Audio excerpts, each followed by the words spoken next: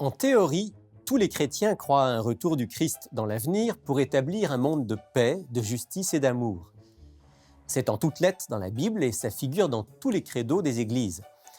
Mais dans la pratique, il y a toutes sortes de compréhensions diverses en ce qui concerne la réalité de son retour et la manière dont il reviendra. L'une des plus populaires et des plus déconcertantes est la théorie de l'enlèvement secret.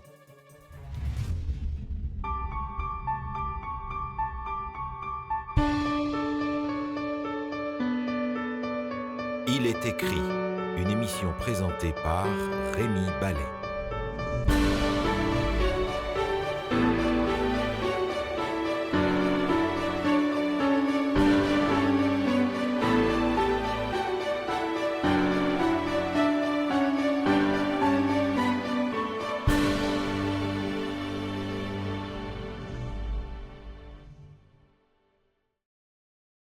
Bonjour et bienvenue dans notre émission. Aujourd'hui, j'ai le plaisir de recevoir sur le plateau d'Il est écrit quelqu'un qui n'est pas un inconnu. Si vous êtes des familiers de notre émission, je veux parler du docteur en théologie Luis Vicuña. Bonjour Luis. Bonjour Rémi.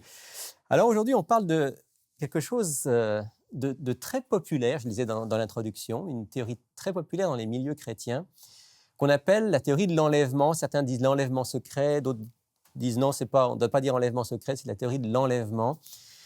Et c'est quelque chose qui est tellement particulier que ça a fait l'objet de films, de livres, de romans même.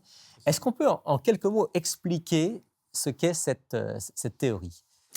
Cette théorie dit en gros qu'à un certain moment de l'histoire, avant le retour de Jésus, il y aura un moment où, en quelque sorte, tous les chrétiens, ceux qui ont mis sa foi en Jésus, seront enlevés.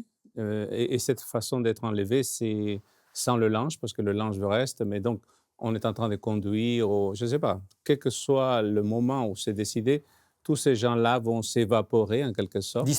Disparaître, vont partir dans un nuage. Ils vont rester avec Jésus pendant 7 ans dans ces nuages.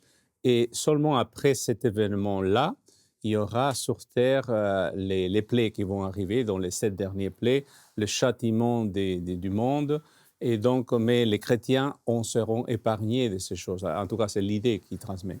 Donc l'idée, c'est qu'à un moment dans l'histoire, juste avant, on va dire, les derniers cataclysmes de ce monde, je pense qu'il y a aussi une dernière proclamation de l'Évangile dans cette théorie. D'une certaine façon. Et puis après, le Christ revient vraiment en gloire visible par tous. C'est ça. Mais avant ça, il y aurait une sorte d'enlèvement. C'est pour ça qu'on dit parfois secret, parce que d'un seul coup, des gens disparaissent. C'est ça. Donc, les églises seront vidées à moitié parce qu'il y a les bons et les méchants, même dans les églises. Donc, ces gens-là, ils vont disparaître. Une preuve de cette disparition, ça serait que leur linge reste sur place.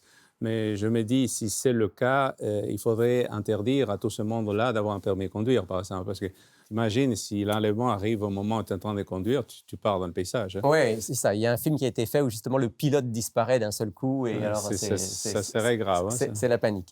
Bon, alors, à part le côté un peu peut-être folklorique de cette théorie, sur quoi elle repose? Est-ce qu'elle a des appuis bibliques? Il y a des appuis dans le sens que le mot enlèvement, par exemple, c'est dans la Bible. C'est une doctrine biblique qu'à un moment, les justes vont monter au ciel au moment où Jésus va les appeler lorsque Jésus arrivera. C'est écrit en Thessaloniciens chapitre 4, etc. Donc, ça, il n'y a aucun problème. C'est le fait que ce soit invisible ou inaudible qui rend la chose problématique parce qu'il n'y en a aucun verset qui dit ça. Pour ça, il faut faire de la couture. C'est une théorie qui a vu le jour quand? Historiquement, lorsqu'on cherche qui sont à l'origine de ce qu'on appelle le dispensationalisme, c'est une dame du nom de MacDonald, donc une fille en 1930 qui a des visions, et dans ces visions, en tout cas des rêves, qui lui disent qu'à un moment de l'histoire, l'Église serait enlevée au ciel. Donc, ça commence avec ça. Donc, on est 1830, donc c'est quand même... 1830, 19e siècle. Oui. 19e siècle. Et par la suite, c'est son pasteur qui a pris cela comme de l'argent comptant et qui va Qui a promouvoir... répandu l'idée. Bah, c'est ça. Il y aura par la suite donc des gens comme celui qui va faire la version Darby qui croit à cette idée, qui va transmettre cette idée. Plus tard, et Scofield aussi va La fameuse adhérer, Bible Scofield qu'on connaît dans les milieux protestants. protestant, qui va adhérer à cette idée et il va organiser même chacune des citations dans cette Bible, dans cette édition, sur la base de cette pensée-là. Oui. Alors, on a rapidement expliqué ce que c'est cette théorie, mais elle pose bien des problèmes d'un point de vue biblique. C'est ça, simplement parce qu'elle n'est pas biblique. D'accord? C'est-à-dire, elle se base sur la Bible, elle va chercher à mettre des versets Quelques ensemble versets par-ci par-là. pour que ça ait de l'allure, pour que ça ait du sens. Mais il n'y a aucun endroit où elle dit, par exemple, que les justes seront préservés pendant les 7 derniers plaies. Hein. Il n'y a aucun verset. Au contraire, il y en a un grand nombre de versets qui parlent clairement que les justes vont passer à travers les épreuves C'est ça. avec l'aide de Dieu. Alors, est-ce qu'on pourrait peut-être, en prenant quelques versets bibliques, voir d'une part Mhm. qu'il n'est pas question d'un enlèvement spécial Mhm. des chrétiens avant le retour en gloire du Christ, mais que l'enlèvement, c'est bien au moment du retour en gloire. Mhm. Et puis ensuite, on pourrait peut-être voir cette question que vous venez d'aborder, c'est-à-dire le fait que les chrétiens passeront à travers la dernière grande tribulation par la grâce de Dieu. C'est ça, c'est une idée, mais il y a aussi le fait, et je trouve ça un petit peu dommageable, que ce soit les Juifs qui jouent un rôle pendant cette période, parce qu'ils disent que la dispensation chrétienne s'arrête à ce moment-là, et c'est la dispensation juive. Et donc, pendant ces 7 ans et demi, il faut au milieu de l'année qu'on reconstruise le temple de Jérusalem. Donc, il y a toute une théorie basée sur ces fameux 7 ans, donc, que je trouve, en tout cas, presque antisémite, hein, tout simplement. Oui, qui fait une distinction claire entre les Juifs et les chrétiens, Juifs et les alors chrétiens. que le Nouveau Testament les met tous ensemble. les réunit. Ouais. OK. Est-ce qu'on peut voir ça un petit peu bibliquement, alors? Donc- Peut-être d'abord le côté visible, glorieux de l'enlèvement. D'accord. Donc, bon, le visible, là, c'est sûr qu'on commence par 1 Thessaloniciens chapitre 4. Alors, on va certainement lire ce texte qui est quand même un pivot. Première lettre de Paul aux Thessaloniciens, au chapitre 4, À partir du verset 15. à partir du verset 15. D'accord. Voici en effet ce que nous vous déclarons d'après la parole du Seigneur. Nous les vivants, restés pour l'avènement du Seigneur, nous ne devancerons pas ceux qui sont morts. Car le Seigneur lui-même a un signal donné à la voix d'un archange, au son de la trompette de Dieu, descendra du ciel. Et les morts en Christ ressusciteront premièrement. Ensuite, nous les vivants qui serons restés, nous serons tous ensemble enlevés avec eux sur des nuées, à la rencontre du Seigneur dans les airs, et ainsi nous serons toujours avec le Seigneur. Consolez-vous donc les uns les autres par ces paroles. Voilà. Donc, juste dans ce texte. Et il est clair qu'il y a un enlèvement, le mot « ils sont enlevés ». Oui, on a ça effectivement au verset 17, nous serons tous ensemble enlevés. D'accord. Donc, mais par contre, il ne faut pas oublier le verset précédent qui nous parle d'un signal donné, d'accord, à la voix d'un archange. Je ne sais pas quel volume il a la voix d'un archange, mais je suppose qu'elle est bonne. Et au son de la trompette de Dieu. Voilà. Pour quelque chose qui doit passer inaperçu, la C'est trompette ça. de Dieu, c'est pas ce qui est C'est ça. C'est le meilleur moyen de passer inaperçu. Donc, l'évangile des Jean dira que même les morts vont ressusciter à la voix du Christ. Ça, je ne sais pas, si ça ressuscite les morts, ça réveille celui qui est endormi, quoi. Donc, on va l'entendre. Ça va être audible et donc visible parce qu'on va voir les morts et les vivants transformés, monter au ciel. C'est clairement quelque chose est visible et audible. Donc, il n'y a pas deux temps. Il n'y a pas d'un côté une sorte d'enlèvement où on disparaît et puis plus tard un retour du Christ glorieux, mais les deux sont des événements qui ont lieu C'est ça, simultanément. Pas dans le Nouveau Testament. Et je lisais certains livres donc, dispensationalistes qui cherchent à différencier. Donc, ils vont aller à chercher, par exemple, des mots grecs, dont parousia ou autres, pour essayer de dire, voilà, ces mots-là veulent dire l'un et l'autre veut dire l'autre. Mais quand on cherche dans le texte, en tout cas dans le texte grec, on se rend compte que les uns et les autres sont utilisés toujours dans le même sens et qu'il y a des fois, c'est vrai qu'il n'y a pas de mention directe d'être visible, mais il y a des fois, oui, le même mot. Donc, à la fin, tu te rends compte que en réalité, selon le Nouveau Testament, il y a une seule venue de Jésus, Il y a point. un événement. Voilà. Un événement, Un événement. d'accord? Dupliquer, c'est rendre les choses non seulement compliquées, c'est aller à l'encontre du texte. Même en même temps, ça a quelque chose d'un peu injuste. Il y en a qui continuent sur la terre à... Oui, mais c'est ça, parce que, imaginez, je reste, vous partez. Bon, le problème, c'est que celui qui reste, il a une deuxième chance, Mhm. d'accord? Puisqu'il n'a pas compris, maintenant, c'est l'enlèvement, les justes sont quelque part dans un nuage perdu, là, et ils sont en haut. Ceux qui sont en bas, donc, première, on leur donne la possibilité de deuxième chance, et à ce moment-là, je pourrais me dire, bah, aujourd'hui, pas je vais vivre comme j'ai envie. Quand je verrai que les justes sont partis, là, je me prépare. J'ai quand même 7 ans, là, pour me préparer. Et non seulement ça, les Juifs, parce qu'on le fait, parce que c'est une période de domination juive à cette période-là. Donc, c'est eux qui vont subir les fléaux, les choses. Pourquoi ce serait les Juifs? Qu'est-ce qu'ils sont, eux, en plus ou en moins, que ça ne pourrait pas leur permettre d'être sauvés, quoi, je veux dire. Et cette idée, vous mentionniez il y a un instant l'idée de la seconde chance. La Bible, de manière répétée, nous dit, c'est aujourd'hui. Si C'est ça, entend c'est la voix ça. de Dieu, ne le repousse pas, parce que c'est maintenant le jour de la décision, le jour du salut. La théorie d'une deuxième chance est diabolique. Pourquoi? Parce que je laisse pour plus tard. Et même s'il y a un événement qui arrive, j'en ai encore la chance, un deuxième tour par la suite. Et c'est ça qu'il veut le diable. Il ne veut pas qu'on soit prêt. Mais tout le Nouveau Testament, dans son intégrité, toute la Bible insiste sur veillez, priez, Priez. soyez prêts. Et pas attendez qu'il arrive tel événement. Et le risque est que lorsque le vraiment événement arrivera, et ils ne seront pas prêts. Parce qu'ils s'attendent à une série de choses qui, à la fin, les amènent nulle part. Et une série d'événements qui n'arriveront pas comme ils l'ont attendu. Mm-hmm. On va revenir dans un instant, vers la fin de notre émission, sur l'importance de la préparation pour le retour du Christ. Peut-être si on revient un tout petit peu sur ce que vous disiez tout à l'heure, vous parliez de cette fameuse dernière grande détresse qu'il y aura sur la terre, qui est effectivement présentée par à la fois l'Ancien Testament et le Nouveau Testament, et le fait que Dieu ne promet pas que les élus, si on peut les appeler comme ça, les véritables enfants de Dieu, échapperont à cela, ils seront quand même sur la terre. Est-ce que ce n'est pas une idée un peu effrayante? Est-ce que ce n'est pas pour ça que peut-être on a imaginé la théorie de l'enlèvement en disant personne ne pourra passer à travers une telle épreuve et alors Dieu va certainement préserver ses enfants de cette épreuve-là? Juste l'exemple qui sont donnés par Jésus lui-même. Hein. Donc, Jésus donne l'exemple du déluge.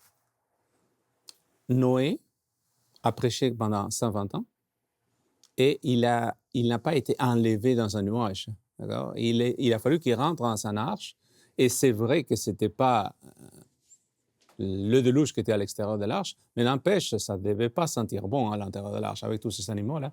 Mais il fallait survivre dans cet état-là. D'accord? C'est la même chose, parce que les deux exemples sont et les antédiluviens et ensuite c'est le temps de Lot. D'accord? Avec Sodome Lot, et Gomorrhe. Sodome et Gomorrhe. Il a fallu le faire sortir, mais jamais enlever nulle part. D'accord? Ça, c'est seulement le retour de Jésus. Alors, est-ce qu'on pourrait voir peut-être un ou deux textes qui montrent que, clairement, les élus vont passer à travers cette épreuve par la grâce de Dieu? Donc, bon, à mon avis, un des plus clairs et évidents, c'est Matthieu 24. Alors, on va aller dans l'Évangile selon Matthieu, au chapitre 24. Et donc là... Donc, on peut commencer à partir du verset, je dirais 27 peut-être. Verset 27. Oui. Oui. Car comme l'éclair part de l'Orient et se montre jusqu'en Occident, ainsi sera l'avènement du Fils de l'homme. En quelque lieu que soit le cadavre, là s'assembleront les aigles.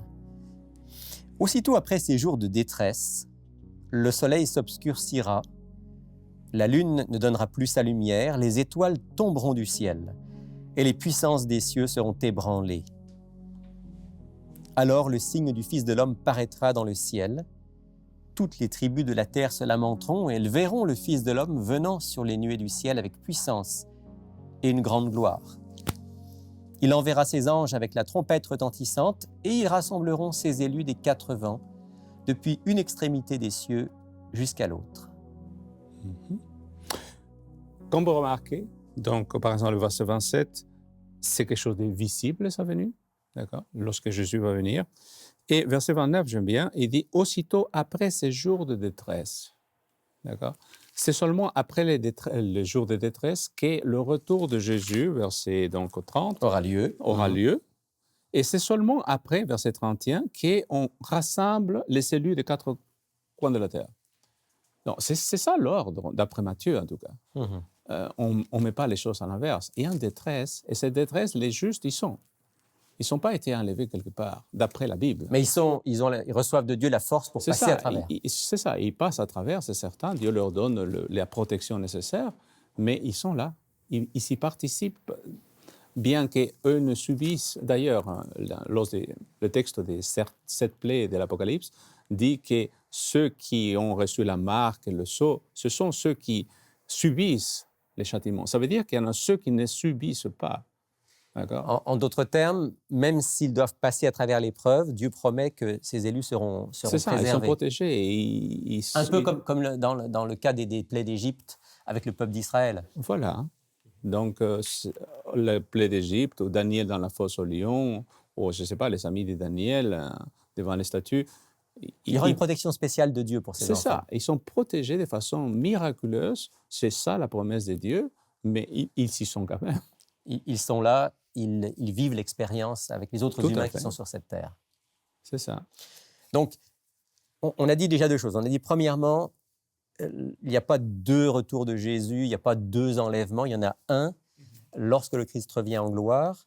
Il dit 2, oui, les élus qui seront vivants à la fin des temps passeront par cette période d'épreuve et de tribulation. Ils auront une force spéciale, une protection particulière. Est-ce qu'on peut revenir un instant sur cette question des 2 peuples? Il y aurait d'un côté les chrétiens, de l'autre côté les juifs et les incroyants. Qu'est-ce qui nous montre bibliquement qu'en fait, le peuple de Dieu, il est un? D'accord. Donc, chercher à faire 2 peuples, il faut déjà avoir l'idée de ce qu'il s'appelle dispensation. C'est-à-dire, il y aurait des périodes dans lesquelles Dieu a sauvé les gens de façon différente. D'accord? Donc, il y aurait une période dans laquelle le peuple d'Israël a été sauvé à travers la loi, en gardant la loi, et il y aurait le temps des chrétiens dans lequel c'est la grâce qui est offerte, par la foi cette fois-ci. Mais le Nouveau Testament dit le contraire. Il dit que c'est seulement par la foi et par la grâce. Paul il dit il y en a qui saluent, et non seulement le père de la foi, c'est Abraham, c'est le père du peuple d'Israël, d'accord? C'est-à-dire qu'Israël même, les Juifs même, selon Paul, n'ont été sauvés que par la foi. D'accord? Ceux qui n'ont pas eu la foi n'ont pas été sauvés, selon Paul. Donc, et non seulement ça, l'Israël des dieux, c'est les Juifs et les non-Juifs ensemble. C'est ça l'Israël des dieux, selon le Nouveau Testament. La énorme quantité de versets qui vont laisser comprendre cela, faire du peuple d'Israël, et c'est ça le grand problème aujourd'hui dans certaines églises, dans certains prédicateurs qui cherchent à donner une valeur particulière aux Juifs comme étant le peuple de Dieu d'une certaine façon, mais c'est pas le Nouveau Testament. En réalité, dans le Nouveau Testament, on voit vraiment qu'il y a cette unité du peuple de Dieu. C'est un seul et unique peuple. Ouais, peut-être on peut lire un texte au moins qui nous parle de ça. Je pensais peut-être un texte, par exemple, dans Galates, qui nous dit qu'il n'y a plus, en Jésus-Christ, il n'y a plus de distinction entre juifs, entre grecs, entre... peut-être on peut lire un de ces textes. Bien sûr, Galates 3, verset 28. Galates 3, verset 28. 28 et 29. 28 et 29. Il n'y a plus ni juif ni grec. Il n'y a plus ni esclave ni libre. Il n'y a plus ni homme ni femme, car vous êtes tous un en Jésus-Christ.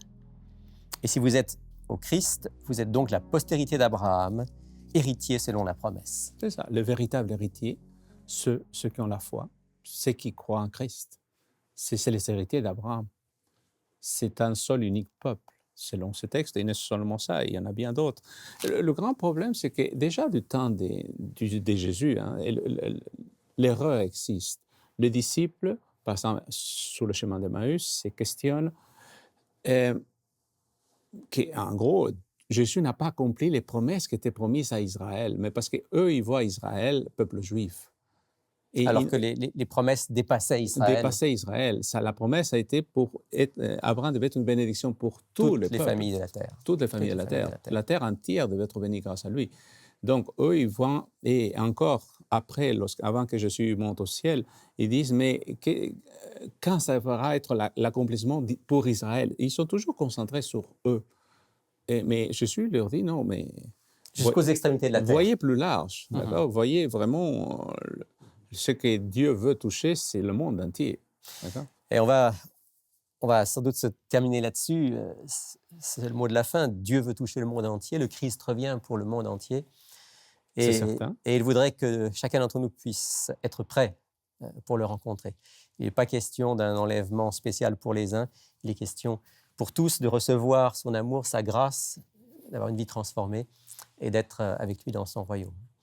Luis Vicuña, est-ce que vous voudriez bien offrir une prière en terminant cette émission? Certainement. Notre Seigneur, notre Dieu, nous sommes à l'attente de ton retour. Nous avons hâte, Seigneur, lorsque nous voyons les souffrances qui nous entourent, les maladies, les fléaux de toutes sortes. Et nous savons que c'est toi qui mettras fin à tout cela. Tu mettras fin à tous ces problèmes que nous avons. Et nous, Seigneur, nous attendons et nous mettons nos yeux sur toi parce que c'est toi la réponse à tous les problèmes de notre monde aujourd'hui. Alors, pour tous ceux qui te cherchent, pour tous ceux qui, Seigneur, sont à l'affût de qu'est-ce qui va arriver dans le futur, la solution, selon ta parole, c'est toi, tu reviendras et tu viendras pour chercher ton peuple. Et alors, nous voulons nous préparer pour être avec toi, pour faire partie de ceux qui seront dans les rues d'or, dans cette grande ville que tu as préparée. Et Seigneur, nous attendons cette bienheureuse espérance dans laquelle il n'y aura plus ni pleurs ni souffrance. Nous te demandons, Seigneur, tout ceci au nom de ton Fils aimé Jésus. Amen. Si vous êtes dans la région de Montréal, ne manquez pas de nous visiter au Centre Il est écrit, situé au 4505 boulevard Rosemont. Chaque samedi à 10h30, un message biblique y est présenté et une large place est faite à la musique, la prière en toute simplicité. Pour connaître nos autres lieux de rencontre dans la province du Québec, visitez ilestécrit.tv ou appelez-nous au 1-866-729-3515. Bonjour à tous les deux. Bonjour Rémi. Alors, en même temps. voilà, on se retrouve comme chaque semaine Oui. avec une question que tu vas nous poser dans un instant, question d'auditeur. Oui. Et France, Oui. notre offre de la semaine. C'est une offre gratuite cette semaine. En fait, on est bénis parce que c'est pasteur Luis Vicuña qui a préparé un petit livret. Et ça s'intitule « L'enlèvement, de quoi parle-t-on ?» C'est rien d'autre de ce qu'on a bien sûr entendu aujourd'hui, mais c'est le sujet encore plus développé.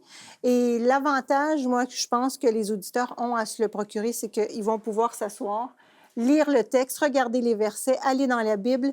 Et il y a vraiment beaucoup plus d'informations, bien sûr, parce qu'on n'a pas eu le temps de tout dire aujourd'hui. Ce n'est pas un sujet forcément facile, donc Non, ça peut être intéressant, comme tu dis, de s'asseoir, de reprendre les textes, de réfléchir. Donc, c'est un petit livret qui permet d'aller plus loin. D'aller plus loin et de revoir ce qu'on a Oui, partagé. le lire, le relire, l'approfondir. Donc, on le recommande. C'est gratuit. C'est gratuit. On en profiter. Donc, vous devriez en profiter pour vous procurer ce petit livret intitulé « L'enlèvement, de quoi parle-t-on ?» Voilà, merci France. Bienvenue. Et puis, Sylvain, tu as une question d'un auditeur de l'Écrit. Oui, exact. Alors, un auditeur, c'est ça. Donc, Emmanuel qui nous a écrit. Donc, les gens, bien sûr, ils peuvent nous appeler aussi s'ils ont des questions. La question est la suivante. Qui fera partie de la résurrection des morts? Donc, une question très claire. Qui, puis, aussi en lien avec la fin, comme notre émission d'aujourd'hui. Qui fera partie de la résurrection des morts? C'est vrai que la résurrection, c'est l'une des grandes promesses, c'est l'une des grandes révélations de la Bible. Mais alors, il y a beaucoup de gens, même, des fois, qui ne savent pas que dans la Bible, on parle de 2 résurrections. Oui, alors, tu as déjà commencé à donner la réponse, Sylvain. Voilà, c'est important de lire la Bible. En parlant de 2 résurrections, c'est effectivement ce que dit la Bible. Peut-être on va commencer par un texte de l'Évangile où Jésus lui-même parle, c'est dans l'Évangile de Jean au chapitre 5. Je lis les versets 28 et 29 où il est dit ceci. « Ne vous étonnez pas de cela, car l'heure vient où tous ceux qui sont dans les sépulcres entendront sa voix et en sortiront. Ceux qui auront fait le bien ressusciteront pour la vie, mais ceux qui auront fait le mal ressusciteront pour le jugement. Donc, tu disais, Sylvain, 2 résurrections, elles sont là. Ouais. En fait, Puis- tous ressuscitent. Ouais, Voilà, c'est ça. exactement. Puis Mais même- c'est la fin qui n'est pas la même. Ouais, c'est ça. Par rapport à la question de notre auditeur, Ouais. tous ressuscitent. Oui, Sylvain. Même, je dirais même aussi que certaines ressuscitent pour ne pas participer au jugement, mais tout le monde participe au jugement, mais ils ne sont pas condamnés. Voilà. Alors, quand il est dit, oui, tu as raison. Ouais. Quand il est dit ici que certains vont ressusciter pour la vie, on parle donc de la vie éternelle avec Dieu. Ouais. Quand il est dit que d'autres vont ressusciter pour le jugement, ici, le mot jugement a le sens, effectivement, malheureusement, de jugement négatif, Ouais. Condamnation. de condamnation. Parce que, bibliquement, et je pense que c'est ce que tu voulais dire, tous les êtres humains vont être jugés. C'est ça. On est tous des pécheurs, donc on doit tous quelque part passer en jugement, sauf que par la bonté de Dieu, la grâce de ce que Christ a accompli, ceux qui auront eu un cœur humble, qui auront reçu le pardon, qui par la foi se seront accrochés à Jésus, ceux-là seront innocentés.